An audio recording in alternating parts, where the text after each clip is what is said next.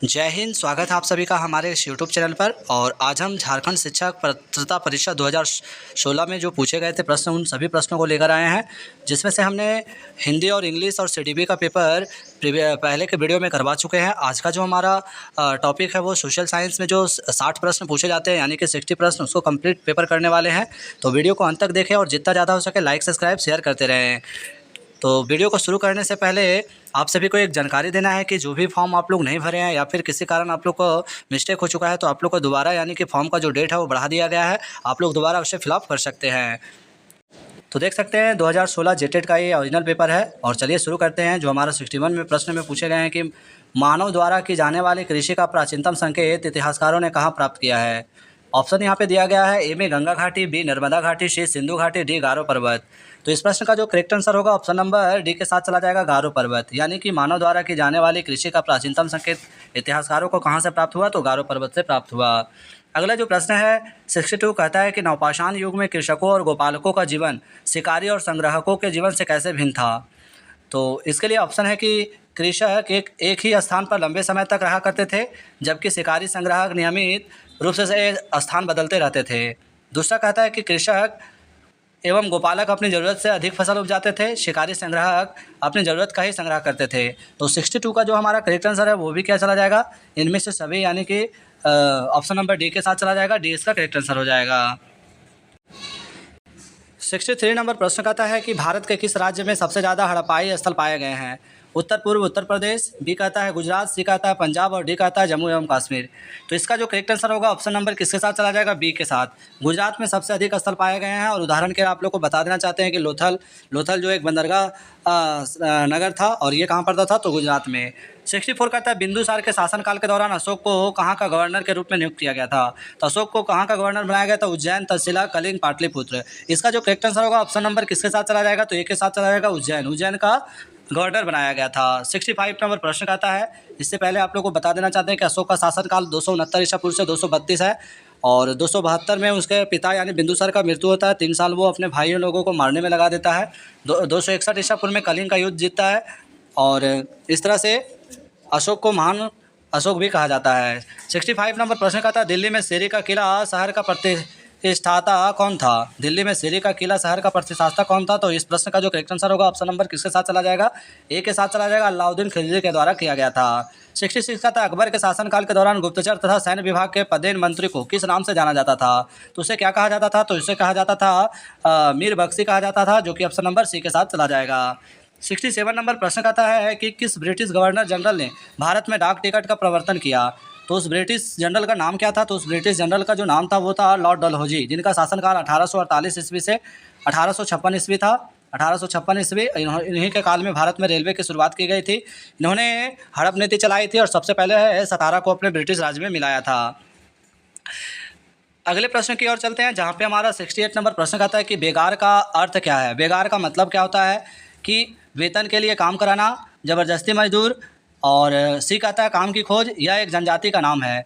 तो इसका जो करेक्ट आंसर होगा 68 का हमारा करेक्ट आंसर चला जाएगा ऑप्शन नंबर बी के साथ, ज़बरदस्ती मजदूर करवाना बेगार कहलाता है। 69 कहता है निम्न में से किस इतिहासवेत्ता ने 1857 के विद्रोह को प्रथम स्वतंत्रता की लड़ाई के रूप में पुकारा था। तो इसका करेक्ट आंसर किसके साथ चला जाएगा, R C Majumdar, V D Savarkar, Arvind Ghosh, Madan Lal Dhingra. इसका जो करेक्ट आंसर होगा ऑप्शन नंबर बी के साथ चला जाएगा, वी डी सावरकर के द्वारा। इन्होंने ही कहा था कि 1857 के विद्रोह को प्रथम स्वतंत्रता की लड़ाई के रूप में पुकारा था। 70 नंबर प्रश्न कहता है निम्नलिखित में से राजा राम मोहन राय के बारे में कौन सा कथन सही नहीं है। उन्होंने मूर्ति पूजा और अर्थहीन धार्मिक कर्मकांडों का विरोध किया। बी कहता है हिंदुत्व को पवित्र बनाने के लिए उन्होंने ब्रह्म समाज की स्थापना की। तो ब्रह्म समाज की स्थापना कब की थी, तो 1828 में की थी। अगला प्रश्न कहता है कि उन्होंने अद्वैतवाद का प्रचार किया। जी बिल्कुल किया था। उन्होंने प्रदर्शित किया कि हिंदू धर्म इस्लाम और ईसाई से बेहतर, ये गलत है। तो ऑप्शन नंबर डी के साथ चला जाएगा, डी इसका करेक्ट आंसर हो जाएगा। 71 नंबर प्रश्न कहता है कि भारत में शिक्षा के विकास में अंग्रेजों द्वारा उठाया गया पहला कदम कौन सा अधिनियम था। तो इस अधिनियम का नाम क्या था, तो इसका नाम था 1813 के चार्टर अधिनियम, जो कि ऑप्शन नंबर डी के साथ चला जाएगा। 72 नंबर प्रश्न कहता है कि मध्य भारत के निम्न में से कौन समुदाय पारंपरिक रूप से लोहा परगलक थे। तो वो कौन थे, तो भील थे, गुंडा थे, बाइका थे, अगरिया थे। इसका जो करेक्ट आंसर होगा ऑप्शन नंबर डी के साथ चला जाएगा। अगरिया जो थे वो लोहा परगलक थे। ऑप्शन नंबर डी इसका करेक्ट आंसर होगा। 73 नंबर प्रश्न का था, फुट डालो और राज करो के नीति को अपनाने वाला था, तो किसने अपनाया था? Lord Wellesley, Lord Minto, Lord Curzon. इसका जो करेक्ट आंसर होगा 33 का ऑप्शन नंबर सी के साथ चला जाएगा, लॉर्ड कर्जन के द्वारा। लॉर्ड कर्जन के ने ही बंगाल का विभाजन किया था 1905 ईस्वी में, आप लोग इसे नोट कर लीजिएगा। 74 का था, निम्न में से कौन लगातार 6 सालों के लिए भारतीय राष्ट्रीय कांग्रेस के अध्यक्ष के रूप में कार्य किया? तो उस व्यक्ति का नाम क्या था? तो उस व्यक्ति का नाम था अब्दुल कलाम आज़ाद था, जो कि ऑप्शन नंबर डी के साथ चला जाएगा। धन निकासी का सिद्धांत किसके द्वारा दिया गया था? तो दादा भाई नौरोजी के द्वारा दिया गया था। जवाहरलाल नेहरू भारत के प्रथम प्रधानमंत्री थे। अगले प्रश्न 75 नंबर कहता है कि कौन गांधी जी को सर्वप्रथम राष्ट्रपिता के रूप में पुकारा था? तो गांधी जी को सर्वप्रथम राष्ट्रपिता के रूप में किसके द्वारा पुकारा गया था? तो वो पुकारा गया था सुभाष चंद्र बोस के द्वारा, जो कि ऑप्शन नंबर ए के साथ चला जाएगा। डॉक्टर राजेंद्र प्रसाद भारत के अस्थायी अध्यक्ष थे, अस्थायी अध्यक्ष, और भारत के प्रथम राष्ट्रपति भी थे। सरदार वल्लभ भाई पटेल को भारत का लौह पुरुष कहा जाता है। अगला प्रश्न 76 नंबर कहता है कि किस भारतीय नेता ने भारत संघ में संघीय इकाइयों का अंग होने के लिए देशी रियासतों को बाध्य किया था? तो उस व्यक्ति का नाम क्या था? तो उस व्यक्ति का नाम था सरदार वल्लभ भाई पटेल। इन्होंने अथक प्रयास से इस देशी रियासत जो थे भारत में उनका विलय हो पाया।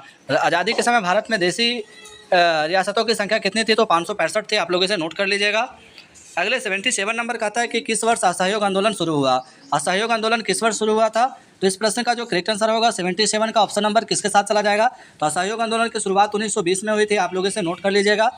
अगले 78 कहता है कि निम्नलिखित में से किसको महाभियोग के बिना हटाया जा सकता है? तो महाभियोग के बिना भी हटाया जा सकता है इसमें से, तो किसी राज्य के राज्यपाल को हटाया जा सकता है। राज्यपाल की नियुक्ति किसके द्वारा की जाती है? तो ये की जाती है राष्ट्रपति के द्वारा की जाती है, जबकि मुख्यमंत्री की नियुक्ति राज्यपाल के द्वारा की जाती है। वही प्रधानमंत्री की नियुक्ति किसके द्वारा की जाती है? तो राष्ट्रपति के द्वारा, बशर्ते वो लोकसभा के बहुमत दल का नेता होनी चाहिए। 79 कहता है कि भारत का राष्ट्रपति प्रमुख है, तो भारत का राष्ट्रपति प्रमुख का, कार्यपालिका का, राष्ट्र का, न्यायपालिका का, इनमें से सभी का। 79 का करेक्ट ऑप्शन चला जाएगा ऑप्शन नंबर बी के साथ, राष्ट्र का। 80 नंबर प्रश्न कहता है कि स्वतंत्र भारत में सर्वोदय तथा भूदान आंदोलन का प्रस्तावक कौन था? तो भूदान आंदोलन का प्रस्तावक कौन था? तो उस व्यक्ति का नाम था आचार्य विनोबा भावे, जयप्रकाश नारायण, सरदार वल्लभ भाई Patel, Indira Gandhi. Correct answer option number A के साथ चला जाएगा। आचार्य विनोबा भावे को भूदान आंदोलन का प्रवर्तक कहा जाता है। 81 का था चेरा शासकों ने झारखंड के किस जिले में राज किया था? तो इसका जो करेक्ट आंसर होगा ऑप्शन नंबर किसके साथ चला जाएगा? बी के साथ चला जाएगा, पलामू। 82 का था जीएसटी का पूरा नाम क्या है? जीएसटी ग्रॉस डोमेस्टिक प्रोडक्ट, यानी कि इसका जो करेक्ट आंसर होगा ऑप्शन नंबर बी के साथ चला जाएगा, goods and service tax, option number B इसका करेक्ट आंसर हो जाएगा। 83 नंबर प्रश्न कहता है कि निम्न में से कौन सी धातुओं की जोड़ी पृथ्वी के क्रोड का निर्माण करती है? पृथ्वी के क्रोड का निर्माण करती है, तो इसका करेक्ट आंसर क्या हो जाएगा? ऑप्शन नंबर 83 का चला जाएगा, एक के साथ, लोहा तथा निकल। लोहा तथा निकल जो है वो पृथ्वी के क्रोड का निर्माण करती है। 84 कहता है निम्न में से कहाँ सभी अक्षांशों पर साल में कम से कम एक बार मध्याह्न का सूरज ठीक सिर के ऊपर रहता है? तो इसका जो करेक्ट आंसर होगा 84 का करेक्ट आंसर ऑप्शन नंबर चला जाएगा, एक के साथ, कर्क रेखा तथा मकर रेखा के बीच। कर्क रेखा तथा मकर रेखा के बीच। कर्क रेखा कितने राज्यों से होकर गुजरती है? तो 8 राज्यों से होकर गुजरती है। किस राज्य से नहीं होकर गुजरती है? तो उड़ीसा, आप लोग इसे नोट कर लीजिएगा। 85 का था भूकंप होता है क्योंकि उच्च चाप हवा बहती है, पृथ्वी के अंदर का मैग्मा बाहर निकलता है। सी का था समुद्र में सुनामी होती है जो भूपृष्ठ को गतिशील होने के कारण है। और डी का था लियोस्फीयर के प्लेटें गतिशील होती है जो भूपृष्ठ को कंपमान करती है। तो 85 का करेक्ट आंसर चला जाएगा ऑप्शन नंबर डी के साथ चला जाएगा। 86 का था एशिया और यूरोप महादेशों को पृथक करने वाली, मतलब अलग करने वाली पर्वत श्रृंखला है। तो एशिया और यूरोप महाद्वीप को अलग करने वाले पर्वत कौन सा हो जाएगा? तो इसका करेक्ट आंसर चला जाएगा डी के साथ, उराल पर्वत अलग करते हैं। वीडियो को जितना ज़्यादा हो सके लाइक सब्सक्राइब शेयर कर दें। बिल्कुल ओरिजिनल पेपर है, 2016 का जो पेपर पूछा गया था। 87 नंबर प्रश्न का था ट्रक के टायरों को नष्ट करने की सर्वाधिक पर्यावरणीय अनुकूल पद्धति है। इसका जो करेक्ट आंसर होगा 87 का करेक्ट आंसर चला जाएगा, एक के साथ, खेल का मैदान के पृष्ठ उन्हें पुनः चक्रित करना। 88 का था निम्न में से कौन नाइट्रोजन चक्र में मानव हस्तक्षेप का परिणाम नहीं है? तो मानव हस्तक्षेप का परिणाम किस में हो जाएगा? तो ये हो जाएगा स्ट्रेटोस्फीयर में ओजोन का अवक्षय, ऑप्शन नंबर बी के साथ चला जाएगा। 89 का था वायुमंडल में कार्बन डाइऑक्साइड को बढ़ोतरी का कारण है। बढ़ोतरी का कारण क्या है? तो इसका करेक्ट आंसर डी के साथ चला जाएगा, पृथ्वी के तापक्रम में वृद्धि। 90 यानी 90 नंबर जो हमारा प्रश्न कहता है कि बाढ़ प्रभावित समतल भूमि उर्वरा क्यों होती है? समतल भूमि उर्वरा क्यों होती है? तो इसका कारण क्या है? तो इसका कारण है कि बाढ़ प्रभावित समतल भूमि की मृदा में अधिक ऑक्सीजन होती है। तो ऑप्शन नंबर डी के साथ चला जाएगा। 91 नंबर का था निम्नलिखित में से भारत के किस क्षेत्र में अत्यंत विरल रूप से फैले ग्राम पाए जाते हैं? तो पूर्वोत्तर भारत, मालाबार पठार, गंगा का समतल, तटीय केरल। तो 91 का करेक्ट आंसर डी के साथ चला जाएगा, मालाबार पठार। निम्न में से कौन सा झारखंड में नहीं पाया जाता है? तो झारखंड में क्या नहीं पाया जाता है? अभ्रक पाया जाता है, तांबा पाया जाता है, सोना पाया जाता है, चूना पत्थर। तो इसका जो करेक्ट आंसर होगा सी के साथ चला जाएगा, सोना नहीं पाया जाता है। 93 नंबर कहता है 2011 की जनगणना के अनुसार झारखंड का सबसे कम जनसंख्या वाला जिला है। तो झारखंड का सबसे कम जनसंख्या वाला जिला किसके साथ चला जाएगा? तो ये चला जाएगा बी के साथ, यानी कि लोहरदगा। 94 कहता है जमशेदपुर के Tata iron and steel company को पर्याप्त जल की आपूर्ति किस नदी से होती है? तो स्वर्ण रेखा से होती है। ऑप्शन नंबर यहाँ पे चला जाएगा सी के साथ, स्वर्ण रेखा। झारखंड में सबसे कम साक्षरता दर वाला जिला है। तो सबसे कम साक्षरता दर वाला जिला कौन सा हो जाएगा? 95 का करेक्ट आंसर बी के साथ चला जाएगा, पाकुड़ हो जाएगा। अगला प्रश्न है 96 झारखंड में प्रति वर्ग किलोमीटर जनसंख्या का घनत्व कितना है? तो ये कितना है? तो इसका करेक्ट आंसर चला जाएगा 96 का सी के साथ चला जाएगा, 414 व्यक्ति प्रति वर्ग किलोमीटर। 97 नंबर प्रश्न कहता है कि मिश्रित कृषि से आशय है। मिश्रित कृषि से क्या आशय है? तो मिश्रित कृषि से आशय है खाद्य एवं चारा फसलों के उपजाने के साथ साथ पशुपालन। ऑप्शन नंबर ए के साथ चला जाएगा। 98 कहता है भारत में फसलों के निम्न समूहों में से किसे रबी मौसम के दौरान उगाया जाता है? तो रबी मौसम के दौरान किसे उगाया जाता है? तो 98 का करेक्ट आंसर चला जाएगा ए के साथ, गेहूं, जौ तथा चना, ये तीनों है रबी फसल। 99 कहता है अनेकता में एकता की बात भारत में किसने परिवर्तित किया था? तो इस प्रश्न का करेक्ट आंसर चला जाएगा, ऑप्शन नंबर किसके साथ चला जाएगा? तो ये चला जाएगा बी के साथ, जवाहरलाल नेहरू के साथ, जो भारत के प्रथम प्रधानमंत्री थे और इन्होंने उद्देश्य प्रस्ताव 1946 में पारित किया था। 100 नंबर प्रश्न की ओर पहुंच चुके हैं और आप लोग का लाइक सब्सक्राइब शेयर नहीं हुआ है तो जल्दी से आप लोग कर दे। 100 नंबर प्रश्न कहता है निम्न में से कौन सरकार का कार्य नहीं है? तो सरकार का कार्य कौन सा नहीं होता है? तो सरकार का कार्य किसी व्यक्ति तथा उसके रिश्तेदारों के बीच संपत्ति संबंधी विवादों का निपटारा करना, ये सरकार का कार्य नहीं है। 101 नंबर प्रश्न कहता है निम्न में से कौन मानवीय तथा राजनीतिक अधिकार नहीं है? तो इसका करेक्ट आंसर चला जाएगा, ऑप्शन नंबर बी के साथ चला जाएगा, संपत्ति का अधिकार। संपत्ति का अधिकार 44वां संशोधन 1978 के तहत में मौलिक अधिकार की सूची से हटा दिया गया था। आप लोग इसे नोट कर लीजिएगा। 102 नंबर प्रश्न कहता है कि कानून का ऊपर पद का क्या तात्पर्य है? तो इसका जो करेक्ट आंसर होगा 102 का ऑप्शन नंबर ए के साथ चला जाएगा, राष्ट्र कानून के प्रति उत्तरदायी नहीं है। 103 नंबर प्रश्न कहता है स्वर्ण रेखा के रूप में किस कृषि उत्पाद को संदर्भित किया जाता है? तो इसका जो करेक्ट आंसर होगा 103 का हमारा ऑप्शन नंबर ए के साथ चला जाएगा, जूट। जूट जो है वो कृषि उत्पाद को संदर्भित नहीं किया जाता है, मतलब संदर्भित किया जाता है। 104 नंबर प्रश्न कहता है निम्न में से कौन सा संवैधानिक संशोधन पंचायतों को संवैधानिक दर्जा दिया है? तो संविधान का 73वां संशोधन 1992 से संबंधित है। ऑप्शन नंबर सी के साथ चला जाएगा, 104 का सी इसका करेक्ट आंसर हो जाएगा। 105 नंबर प्रश्न कहता है बागवानी के लिए सर्वाधिक उपयुक्त मौसम का प्रकार है? समशीतोष्ण, भूमध्य सागरीय, मानसून और तुंद्रा। तो 105 का हमारा करेक्ट आंसर हो जाएगा भूमध्य सागरीय। 106 नंबर प्रश्न कहता है मध्याह्न भोजन कार्यक्रम चालू करने वाला प्रथम राज्य कौन सा था? तो ये राज्य कौन सा था? तमिलनाडु। ऑप्शन नंबर सी के साथ चला जाएगा, सी इसका करेक्ट आंसर हो जाएगा। अगले प्रश्न की ओर चलते हैं और इस तरह से हम लोग देख सकते हैं कि काफ़ी करीब पहुंच चुके हैं। 107 नंबर प्रश्न कहता है संविधान द्वारा प्रत्याभूत समानता किन दो तरीकों से सरकार कार्यान्वित कर सकती है? तो 107 का जो हमारा करेक्ट आंसर होगा ऑप्शन नंबर बी के साथ चला जाएगा, कानून बनाकर योजनाएं अथवा स्कीम का कार्यान्वयन करना। 108 नंबर कहता है निम्न में से कौन राज्य का द्विसदनीय विधायिका नहीं है? तो द्विसदनीय विधायिका नहीं है, तो इसका करेक्ट आंसर सी के साथ चला जाएगा, राजस्थान में नहीं है। 109 नंबर प्रश्न कहता है कि मानव पूंजी में निवेश का क्या अर्थ है? मानव पूंजी में निवेश का क्या अर्थ है? तो मानव पूंजी में निवेश का अर्थ है सभी को सही शिक्षा देना। 110 नंबर प्रश्न कहता है कि मंत्रियों के कौन 3 स्तर किसी राज्य के लिए संभव है? तो मंत्रियों के वो 3 स्तर कौन कौन से हैं? तो वो है कैबिनेट मंत्री, राज्य मंत्री और उप मंत्री। 111 नंबर प्रश्न कहता है निम्न में से कौन से राज्य अपने उच्च कृषि विकास दर की सहायता से गरीबी हटाने में पारंपरिक रूप से सफल रहे हैं? तो वह राज्य कौन सा है? तो वो राज्य है केरल तथा पश्चिम बंगाल। केरल की साक्षरता दर सबसे अधिक है जबकि सबसे कम बिहार की है। औसत आय क्या है? तो औसत आय आप सभी को पता है कि कुल राष्ट्रीय आय बटा देश की जनसंख्या।